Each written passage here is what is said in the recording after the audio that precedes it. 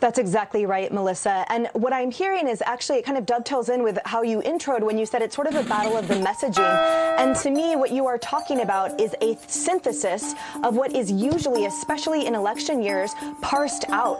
Things are not just siloed. Everything is interdependent. And for the average American, we see that synthesis. We know exactly how the economy and our business dovetails in with lockdowns and quarantines or business-friendly policies.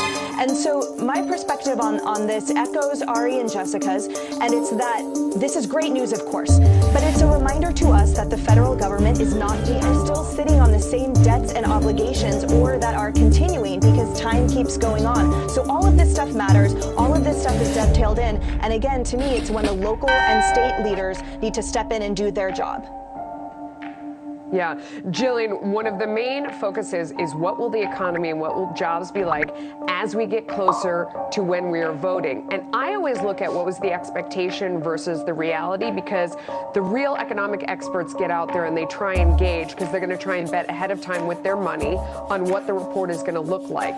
And they underbet this one again. We did better than what those experts thought we were going to put out on the jobs number. What does that tell you?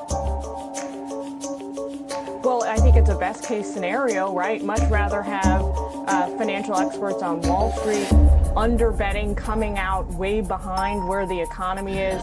I was at the White House earlier this morning covering the White House, and over there, officials they've already moved on from today, from these numbers. They're looking ahead to next month and the following month. Obviously, it's great news, hardly bears repeating, right? That 4 million plus new jobs is great news for the entire country. But their concern now is already how to continue the White House.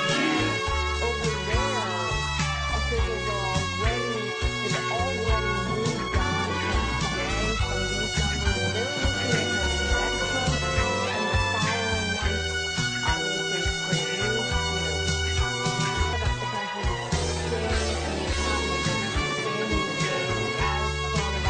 next month and the following months. Obviously, it's great news.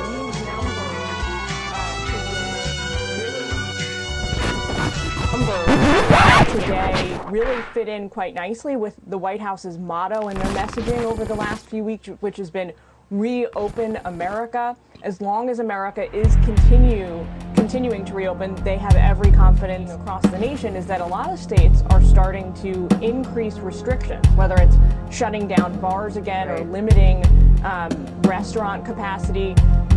The key here is how to best sustain this so that we're continuing to grow next month and we don't see any kind of a reversion. This is what the White House is literally grappling with as President Trump is out there doing the victory lap now. They're already focused a few weeks out ahead.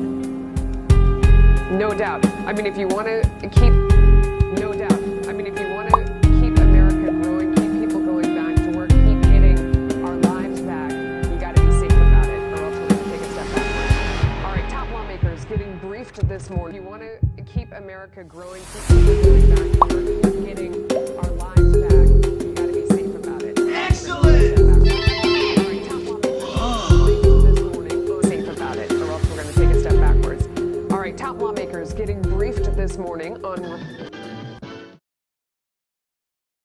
Are paying attention to that statistically, and usually until after the convention and after Labor Day. And in terms of cash on hand, that dovetails in with those compelling ads the president is running and certainly will be running even more up to the election. And in terms of leadership opportunities.